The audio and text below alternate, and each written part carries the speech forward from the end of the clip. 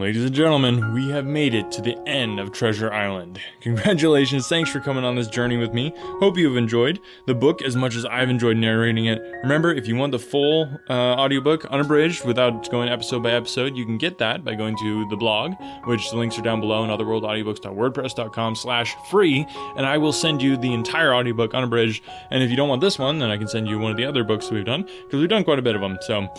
thanks guys so much for listening, and remember, let me know, what book do you want to hear next? So now without further ado, I give you the conclusion of Treasure Island. 33. The Fall of a Chieftain. There never was such an overturn in the world. Each of these 6 men was as though he had been struck, but with Silver, the blow passed almost instantly. Every thought of his soul had been set full stretch like a racer on that money. Well, he was brought up in a single second, dead. And he kept his head, found his temper, and changed his plan before the others had had time to realize the disappointment.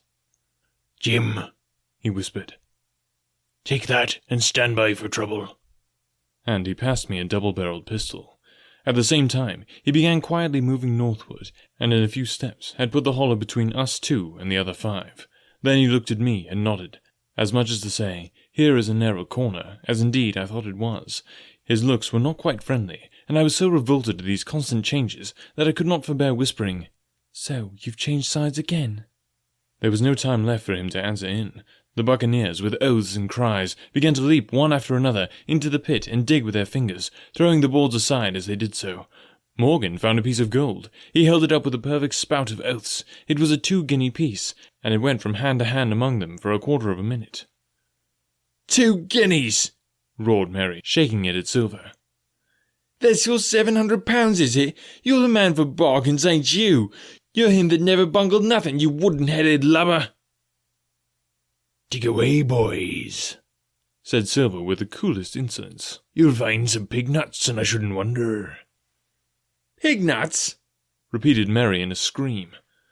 "Mates, do you hear that? I tell you now, that man knew it all along. Look in the face of him, and you'll see it wrote there." "Ah, Mary," remarked Silver. "Standing for captain again. You're a pushing lad, to be sure." But this time, everyone was entirely in Mary's favour. They began to scramble out of the excavation, darting furious glances behind them. One thing I observed, which looked well for us, they all got out upon the opposite side from Silver. Well, there we stood, 2 on one side, 5 on the other, the pit between us, and nobody screwed up high enough to offer the first blow. Silver never moved. He watched them, very upright on his crutch, and looked as cool as I ever saw him. He was brave, and no mistake. At last, Mary seemed to think a speech might help matters. "Mates," says he, "there's 2 of them alone there. One's the old cripple who brought us all here and blundered us down like this, and the other's that cub that I mean to have the heart of. Now, mates." He was raising his arm and his voice, and plain meant to lead a charge. But just then, crack, crack, crack, 3 musket shots flashed out of the thicket. Mary tumbled head foremost into the excavation. The man with the bandage spun round like a teetotum, and fell all his length upon his side, where he lay dead, but still twitching, and the other 3 turned and ran for it with all their might. Before you could wink, Long John had fired 2 barrels of a pistol into the struggling Mary, and as the man rolled up his eyes at him in the last agony, "George," said he, "I reckon I settled you." At the same moment, the doctor, Gray, and Ben Gunn joined us, with smoking muskets, from among the nutmeg trees. "Forward!" cried the doctor. "Double quick, my lads. We must head 'em off the boats." And we set off at a great pace, sometimes plunging through the bushes to the chest. I tell you, but Silver was anxious to keep up with us. The work that man went through, leaping on his crutch till the muscles of his chest were fit to burst, was work no sound man ever equalled, and so thinks the doctor. As it was, he was already 30 yards behind us, and on the verge of strangling when we reached the brow of the slope. "Doctor," he hailed. "See there! No hurry!" Sure enough, there was no hurry. In a more open part of the plateau, we could see the 3 survivors still running in the same direction as they had started, right for Mizzenmast Hill.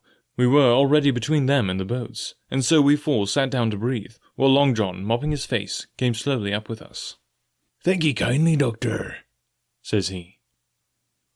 "You came in about the nick, I guess, for me and Hawkins, and so it's you, Ben Gunn." he added. "Well, you're a nice one, to be sure." "I'm Ben Gunn, I am," replied the maroon, wriggling like an eel in his embarrassment.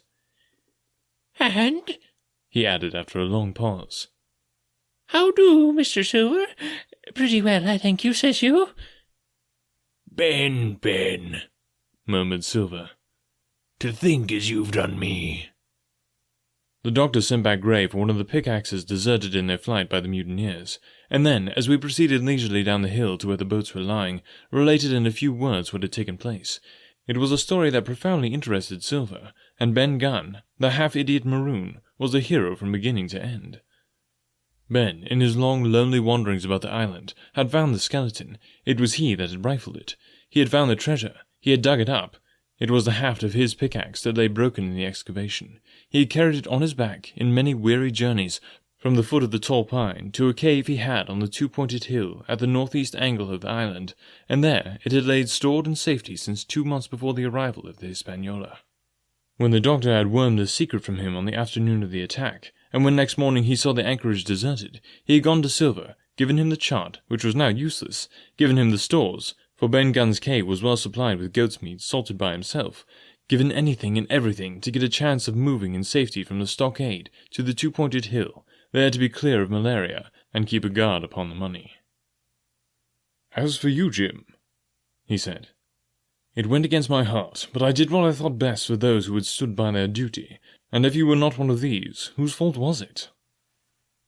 That morning, finding that I was to be involved in the horrid disappointment he had prepared for the mutineers, he had run all the way to the cave, and leaving the squire to guard the captain, had taken Gray and the maroon, and started, making the diagonal across the island, to be at hand beside the pine. Soon, however, he saw that our party had the start of him, and Ben Gunn, being fleet of foot, had been dispatched in front to do his best alone. Then it had occurred to him to work upon the superstitions of his former shipmates, and he was so far successful that Gray and the doctor had come up, and were already ambushed before the arrival of the treasure hunters. "Ah," said Silver. "It were fortunate for me that I had Hawkins here. You would have let old John be cut to bits, and never given it a thought, Doctor." "Not a thought," replied Dr. Livesey cheerily. And by this time we had reached the gigs. The doctor, with the pickaxe, demolished one of them, and then we all got aboard the other, and set out to go round by sea for North Inlet. This was a run of 8 or 9 miles. Silver, though he was almost killed already with fatigue, was set to an oar like the rest of us, and we were soon skimming swiftly over a smooth sea. Soon we passed over the straits, and doubled the southeast corner of the island, round which 4 days ago we had towed the Hispaniola. As we passed the two-pointed hill, we could see the black mouth of Ben Gunn's cave, and a figure standing by it, leaning on a musket. It was the squire, and we waved a handkerchief and gave him 3 cheers, in which the voice of Silver joined as heartily as any. 3 miles farther, just inside the mouth of North Inlet, what should we meet but the Hispaniola, cruising by herself? The last flood had lifted her, and had there been much wind or a strong tide current, as in the southern anchorage, we should never have found her more, or found her strayed beyond help. As it was, there was little amiss beyond the wreck of the mainsail. Another anchor was got ready, and dropped in 1.5 fathoms of water. We all pulled round again to Rum Cove, the nearest point for Ben Gunn's treasure house, and then Gray, single-handed, returned with the gig of the Hispaniola, where he was to pass the night on guard. A gentle slope ran up the beach to the entrance of the cave. At the top, the squire met us. To me, he was cordial and kind, saying nothing of my escapade either in the way of blame or praise. At Silver's polite salute, he somewhat flushed. "John Silver," he said. "You're a prodigious villain and an impostor, a monstrous impostor, sir. I am told that I am not to prosecute you. Well then, I would not, but the dead men, sir, hang about your neck like millstones." "Thank ye kindly, sir," replied Long John, again saluting. "I dare you to thank me," cried the squire. "It is a gross dereliction of my duty. Stand back." And thereupon we all entered the cave. It was a large, airy place, with a little spring and a pool of clear water overhung with ferns. The floor was sand.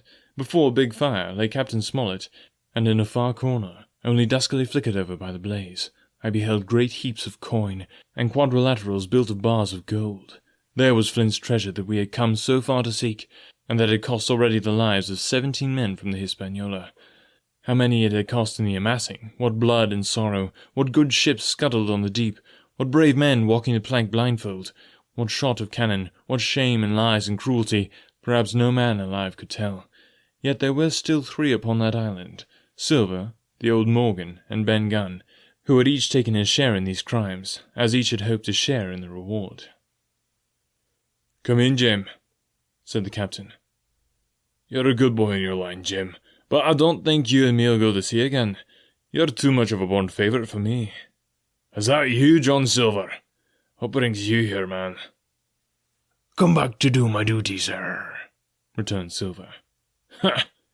said the captain, and that was all he said. What a supper I had of it that night, with all my friends around me, and what a meal it was, with Ben Gunn's salted goat, and some delicacies, and a bottle of old wine from the Hispaniola. Never, I am sure, were people gayer or happier, and there was Silver, sitting back almost out of the firelight, but eating heartily, prompt to spring forward when anything was wanted, even joining quietly in our laughter, the same bland, polite, obsequious seaman of the voyage out.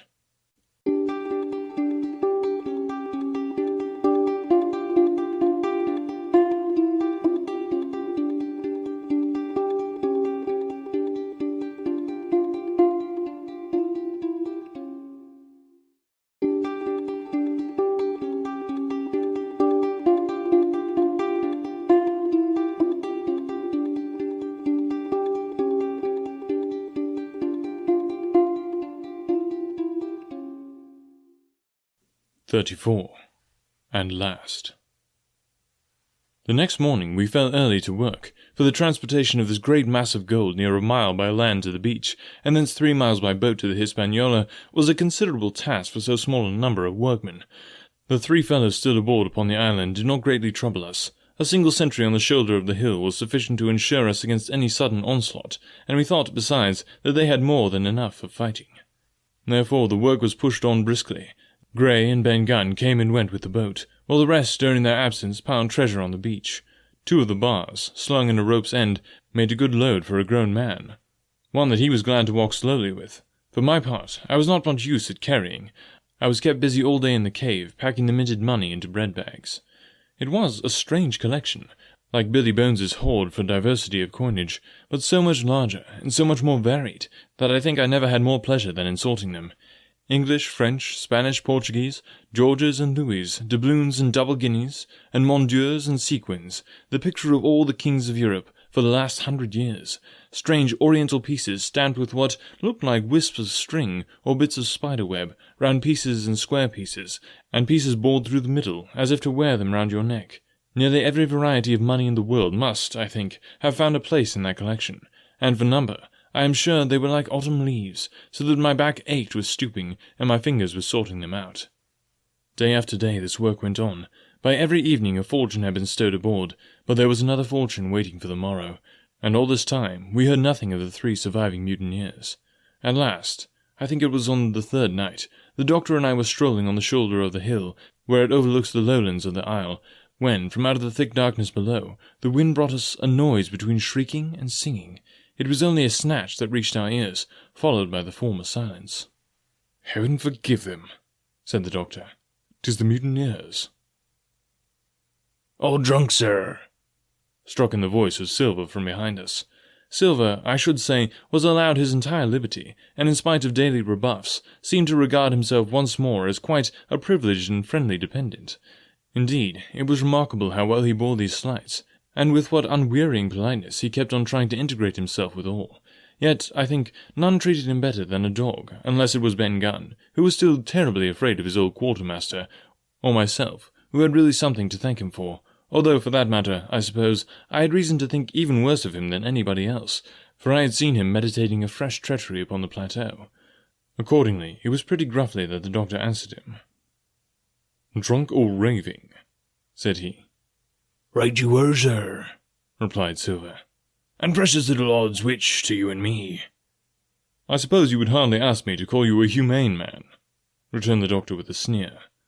"And so my feelings may surprise you, Master Silver, but if I were sure they were raving, as I am morally certain one at least of them is down with fever, I should leave this camp, and at whatever risk to my own carcass, take them the assistance of my skill."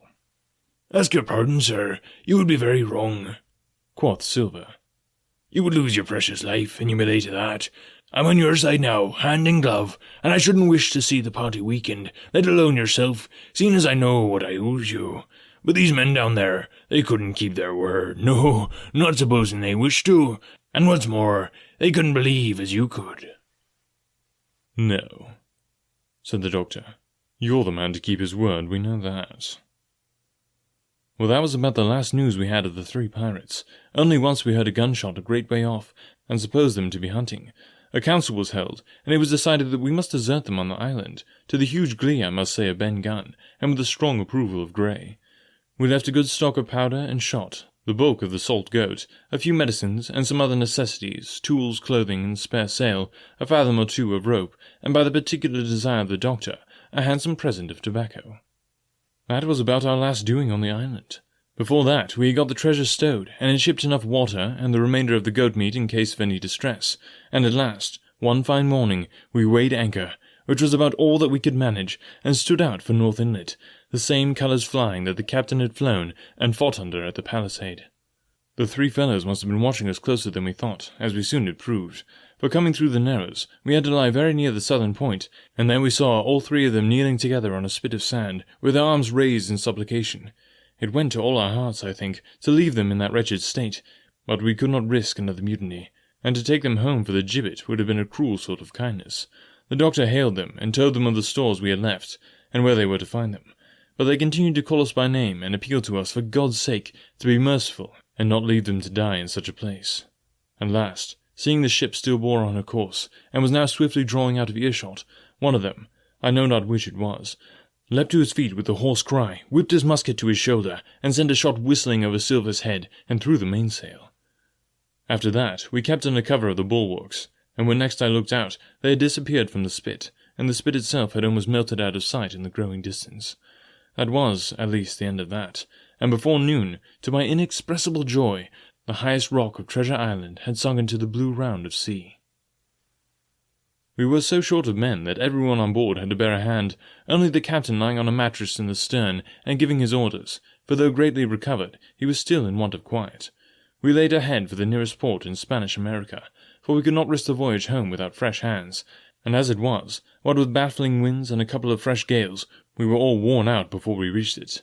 It was just at sundown when we cast anchor in a most beautiful landlocked gulf, and were immediately surrounded by shore boats full of Negroes and Mexican Indians, and half-bloods selling fruits and vegetables, and offering to die for bits of money. The sight of so many good-humoured faces, especially the blacks, the taste of the tropical fruits, and above all, the lights that began to shine in the town, made a most charming contrast to our dark and bloody sojourn on the island, and the doctor and the squire, taking me along with him, went ashore to pass the early part of the night. Here they met the captain of an English man-of-war, fell in talk with him, went on board his ship, and, in short, had so agreeable a time that day was breaking when we came alongside the Hispaniola. Ben Gunn was on deck alone, and as soon as we came aboard he began, with wonderful contortions, to make us a confession. Silver was gone. The Maroon had connived at his escape in a shore boat some hours ago, and he now assured us he had only done so to preserve our lives, which would certainly have been forfeit if that man with the one leg had stayed aboard. But that was not all. The sea cook had not gone empty-handed. He had cut through a bulkhead unobserved, and removed one of the sacks of coin, worth perhaps 300 or 400 guineas, to help him on his further wanderings. I think we were all pleased to be so cheaply quiet of him. Well, to make a long story short, we got a few hands on board, made a good cruise home, and the Hispaniola reached Bristol, just as Mr. Blandy was beginning to think of fitting out her consort. 5 men, only of those who had sailed, returned with her. Drink and the devil had done for the rest, with a vengeance, although to be sure, we were not quite so bad a case as that other ship they sang about. With 1 man of her crew alive, what put to sea was 75. All of us had an ample share of the treasure, and used it wisely or foolishly according to our natures. Captain Smollett is now retired from the sea. Grey not only saved his money, but being suddenly smit with a desire to rise, also studied his profession, and he is now mate and part owner of a fine full-rigged ship, married besides, and the father of a family. As for Ben Gunn, he got £1,000, which he spent or lost in 3 weeks, or to be more exact, in 19 days, for he was back begging on the 20th. Then he was given a lodge to keep, exactly as he had feared upon the island, and he still lives, a great favourite, though something of a butt with the country boys, and a notable singer in church on Sundays and Saint days. Of Silver we have heard no more. That formidable seafaring man, with one leg, has at last gone clean out of my life. But I dare say he met his old negress, and perhaps still lives in comfort with her and Captain Flint. It is to be hoped so, I suppose, for his chances of comfort in another world are very small. The bar silver and the arms still lie, for all that I know, where Flint buried them, and certainly they shall lie there for me. Oxen and wain ropes would not bring me back again to that accursed island, and the worst dreams that ever I have are when I hear the surf booming about its coasts, or start upright in bed with the sharp voice of Captain Flint still ringing in my ears. Pieces of 8! Pieces of 8! Alright, we are wrapping up this book, but don't worry, we're coming back next week with another awesome audiobook. I cannot wait to share it with you guys. I know you're gonna love it. Remember, best way to support the podcast, if you enjoy what we're doing and you want to help it continue, is just to tell other people about Another World Audiobooks. There's tons of people out there that haven't heard of it yet that would enjoy having free audiobooks every week. So if you can just tell people, that makes all the difference in the world. Thanks so much for listening, and thanks for taking this ride to Treasure Island with me. Really hope you guys enjoyed it. I'd love to hear what you think. If you want to leave a rating and review, the link to iTunes is down below, or you can just let me know on social media. I'd love to hear from you guys. Thanks so much for listening, and we'll be back next week with another awesome audiobook from Another World Audiobooks.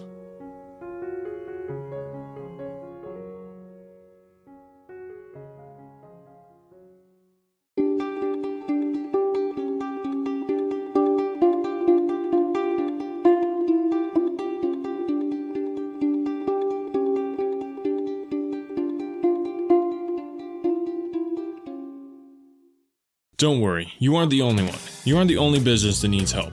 You aren't the only person that has a hard time finding the right help at the right price. This is where Business Bloodline becomes your bloodline to temporary and permanent staffing.